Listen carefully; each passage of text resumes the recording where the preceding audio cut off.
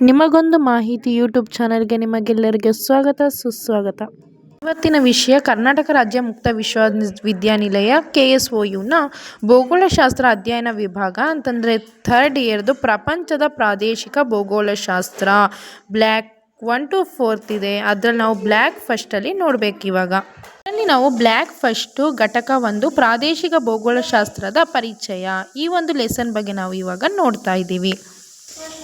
ಈ ಒಂದು ಪಾಠದಲ್ಲಿ ನಾವು ಒಂದು ಪ್ರಾದೇಶಿಕ ಭೂಗೋಳಶಾಸ್ತ್ರ ಅಂತಂದರೆ ಏನು, ಅದರಲ್ಲಿ ಯಾವ್ಯಾವ್ದು ಅಧ್ಯಯನ ವಸ್ತು ಇದೆ ಮತ್ತು ಇದರ ಒಂದು ಮುಖ್ಯ ಒಂದು ಪಾರ್ಟ್ಸ್ಗಳು ಯಾವುದು ಮತ್ತು ಇದರ ಒಂದು ಟೂಲ್ಸ್ ಬಗ್ಗೆ ಇದ್ರ ಬಗ್ಗೆ ನಾವು ಈ ಒಂದು ಲೆಸನ್ನಲ್ಲಿ ತಿಳ್ಕೊತೀವಿ. ಮತ್ತು ಭೂಗೋಳಶಾಸ್ತ್ರದ ಒಂದು ಅಧ್ಯಯನದಲ್ಲಿ ಇದೊಂದು ಭೂಗೋಳಶಾಸ್ತ್ರ ಎಂಬುದು ಒಂದು ಸುದೀರ್ಘವಾದ ಒಂದು ಇತಿಹಾಸ ಹೊಂದಿದೆ ಮತ್ತು ಇದು 2500 ವರ್ಷಗಳ ಇತಿಹಾಸವನ್ನು ಕೂಡ ಹೊಂದಿದೆ ಮತ್ತು ಇದು ಒಂದು ಹಂತವಾಗಿ ಬೆಳವಣಿಗೆಯಾಗಿ ಬಂದಿದೆ.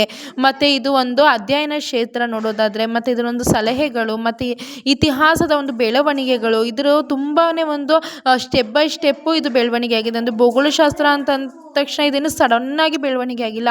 ಇದು ಒಂದು 2500 ವರ್ಷಗಳ ಹಿಂದೆ ಇದ್ದು ಒಂದು ಸ್ಟೆಪ್ ಬೈ ಸ್ಟೆಪ್ ಹಂತವಾಗಿ ಒಂದು ಚಿಕ್ಕದಾಗಿ ಬೆಳವಣಿಗೆ ಆಗಿ ಇವತ್ತು ಒಂದು ಭೂಗೋಳಶಾಸ್ತ್ರ ಅನ್ನೋದೇ ಒಂದು ದೊಡ್ಡ ಒಂದು ಅಧ್ಯಯನ ಶಾಸ್ತ್ರವಾಗಿ ಒಂದು ಬೆಳವಣಿಗೆ ಆಗಿದೆ. ಮತ್ತು ಇದರಲ್ಲಿ 1.2 ಭೂಗೋಳಶಾಸ್ತ್ರ ಅಧ್ಯಯನದಲ್ಲಿ ಪ್ರಾದೇಶಿಕ ಪರಿಭಾವನೆ ಅಂತಂದರೆ ಪ್ರತಿಯೊಂದು ಅಧ್ಯಯನ ವಿಷಯ ತನ್ನದೇ ಆದ ಅಧ್ಯಯನ ಕ್ಷೇತ್ರ ಮತ್ತು ಸಲಹೆಗಳನ್ನು ಕೂಡ ಒಳಗೊಂಡಿರುತ್ತೆ.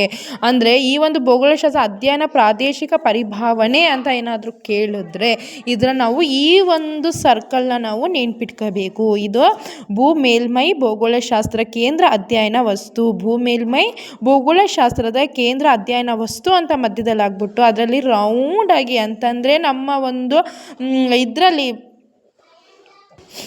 ಸಮೂಹದಲ್ಲಿ ಯಾವ್ಯಾವ ವಸ್ತುಗಳು ಹೊಂದಿದೆ, ನಮ್ಮ ದೇಶದಲ್ಲಿ ಯಾವ್ಯಾವ ಒಂದು ಇದು ಟಾಪಿಕ್ ಇದೆ ಅದೇ ಕೊಟ್ಟಿರೋದು. ಅದೊಂದು ಸತಿ ನಾವು ನಮ್ಮದೊಂದು ಭೂಮಿ ನಮ್ಮ ಒಂದು ಇಂಡಿಯಾನ ನೆನೆಸ್ಕೊಂಡ್ರೆ ಅಲ್ಲಿ ಏನೇನು ವಿಷಯ ಬರುತ್ತೆ ಅದು ನೆನ್ಪು ಬರುತ್ತೆ.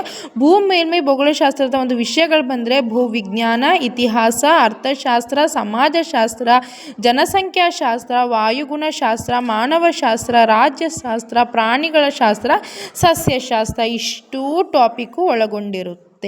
ನೆಕ್ಸ್ಟು ಅಧ್ಯಯನ ವಸ್ತು ಇದರಲ್ಲಿ ಭೂ ಮೇಲ್ಮೈಯಲ್ಲಿ ಕಂಡುಬರುವ ಪ್ರಾಕೃತಿಕ ಮತ್ತು ಸಾಂಸ್ಕೃತಿಕ ಲಕ್ಷಣಗಳೆರಡು. ಅಂತಂದರೆ ಒಂದೊಂದು ಲಕ್ಷಣವು ಬೇರೆ ಬೇರೆ ರೀತಿಯಲ್ಲಿರುತ್ತದೆ, ಬೇರೆ ಬೇರೆ ಲಕ್ಷಣಗಳನ್ನ ಹೊಂದಿರುತ್ತದೆ. ಅದನ್ನು ನಾವು ಪ್ರಾದೇಶಿಕ ಭಿನ್ನತೆ ಅಂತ ಕರಿತೀವಿ.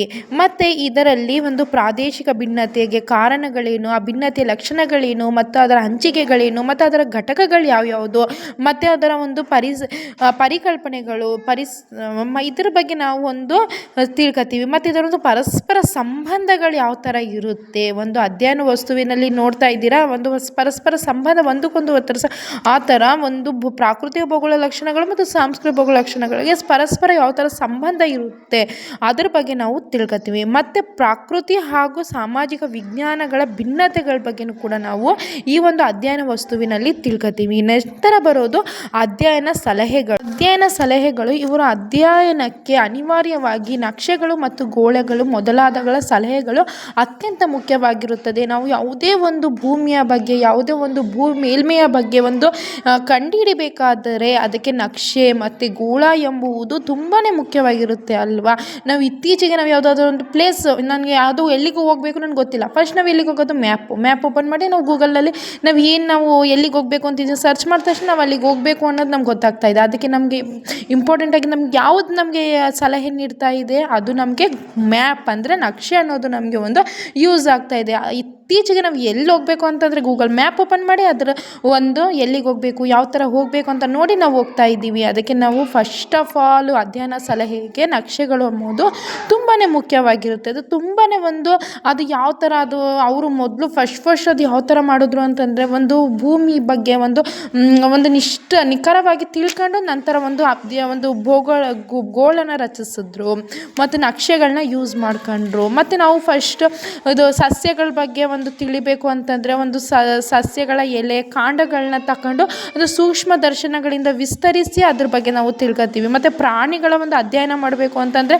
ಭೂಗರ್ಭಶಾಸ್ತ್ರವನ್ನು ಮೊದಲಾದವುಗಳನ್ನ ನೋಡಿ ಅದ್ರ ಬಗ್ಗೆ ಒಂದು ನಾವು ಅಧ್ಯಯನ ಮಾಡ್ತೀವಿ. ಅದೇ ಥರ ಭೂ ಮೇಲ್ಮೈ ಅಂದರೆ ಚಿಕ್ಕದಾಗಿ ಒಂದು ರಚನೆ, ಅಷ್ಟು ದೊಡ್ಡದಾದ ಭೂಮಿಯನ್ನು ಒಂದು ಮ್ಯಾಪಲ್ಲಿ ನಮಗೆ ತಿಳಿಯೋದಕ್ಕೆ ನಮಗೆ ಯೂಸ್ ಆಗ್ತಾ ಇದೆ. ಇದೇ ನಮಗೆ ಸಲಹೆಗಳು. ಅಂದರೆ ನಾವು ಯಾವುದಾದ್ರೂ ಭೂಮಿ ಮೇಲ್ಗಡೆ ಭೂಮಿಯ ಬಗ್ಗೆ ತಿಳ್ಕೊಬೇಕಂದ್ರೆ ನಮ್ಗೆ ಯಾವುದು ನಮಗೆ ಸಲಹೆ ನೀಡುತ್ತೋ, ನಾವು ಯಾವುದನ್ನು ನಾವು ಬಳಸ್ಕೊತೀವೋ ಅದೇ ಸಲಹೆಗಳು. ನಿಮಗೆ ಇನ್ನೂ ಹೆಚ್ಚಿನ ಮಾಹಿತಿಗಾಗಿ ನನ್ನ ಒಂದು ಚಾನಲ್ನ ಲೈಕ್ ಮಾಡಿ, ಸಬ್ಸ್ಕ್ರೈಬ್ ಮಾಡಿ, ನನ್ನ ಫುಲ್ ವಿಡಿಯೋನ ವಾಚ್ ಮಾಡಿ.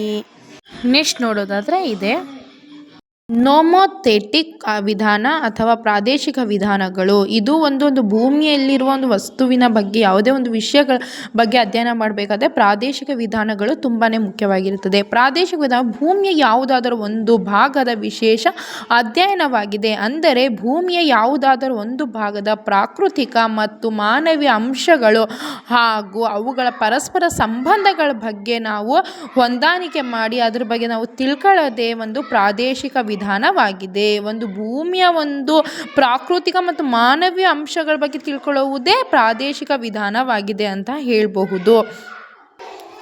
ಅಂದರೆ ಪ್ರಾದೇಶಿಕ ವಿಧಾನ ಅಂತಂದರೆ ಇಂಪಾರ್ಟೆಂಟಾಗಿ ಏನಪ್ಪ ಅಂತಂದರೆ ಪ್ರದೇಶ ಅಂದರೆ ಪ್ರಕೃತಿಯಲ್ಲಿ ಕಂಡುಬರುವ ಒಂದು ಲಕ್ಷಣಗಳು ಮತ್ತು ಭಿನ್ನತೆಗಳು ಮತ್ತು ಅಲ್ಲಿನ ಒಂದು ಮಾನವೀಯ ಲಕ್ಷಣಗಳು ಮತ್ತು ವ್ಯಕ್ತಿಗಳ ವ್ಯಕ್ತಿತ್ವ ಅದ್ರ ಬಗ್ಗೆ, ಮತ್ತು ಅದು ಎಲ್ಲ ಪ್ರದೇಶದಲ್ಲೂ ಒಂದು ಲಕ್ಷಣಗಳು, ಪ್ರಾಕೃತಿಕ ಲಕ್ಷಣಗಳು ಒಂದೇ ಥರ ಇರಲ್ಲ. ಒಂದೊಂದು ಪ್ರದೇಶದಲ್ಲಿ ಒಂದೊಂದು ರೀತಿಯ ಪ್ರಾಕೃತಿಕ ಲಕ್ಷಣಗಳು ಇರುತ್ತೆ.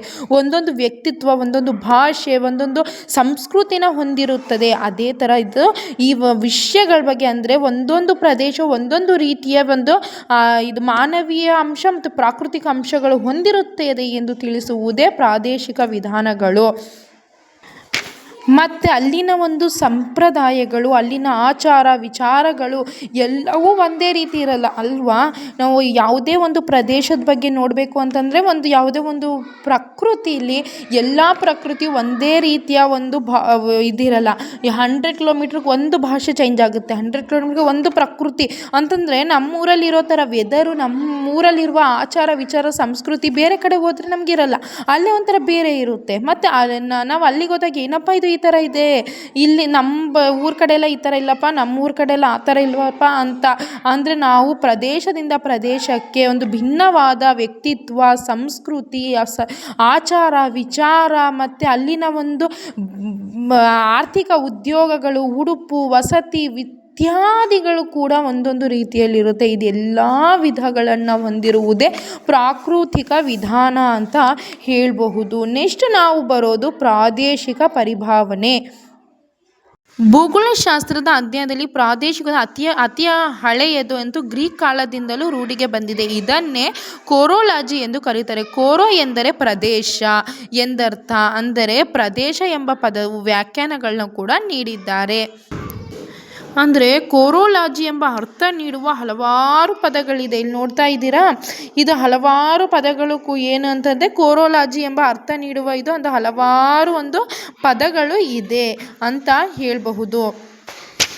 ಮತ್ತು ಪ್ರಾದೇಶಿಕ ವಿಂಗಡಣೆಗಳ ವಿಧಗಳು ನೋಡೋದಾದರೆ ಆಧಾರ, ಗುಂಪುಗಳು, ಏಕರೂಪ ಹಾಗೂ ಕೇಂದ್ರೀಯ, ಕೇಂದ್ರ ಹಾಗೂ ಗಡಿ ಭಾಗಗಳು, ಯೋಜಿತ ಪ್ರದೇಶಗಳು, ಪ್ರದೇಶಗಳ ಶ್ರೇಣಿ. ಇಷ್ಟು ವಿಧಗಳನ್ನ ಅಂತಂದರೆ 6 ವಿಧಗಳನ್ನ ಪ್ರಾದೇಶಿಕ ವಿಂಗಡಣೆಗಳು ಅಂತ ಹೇಳ್ತೀವಿ.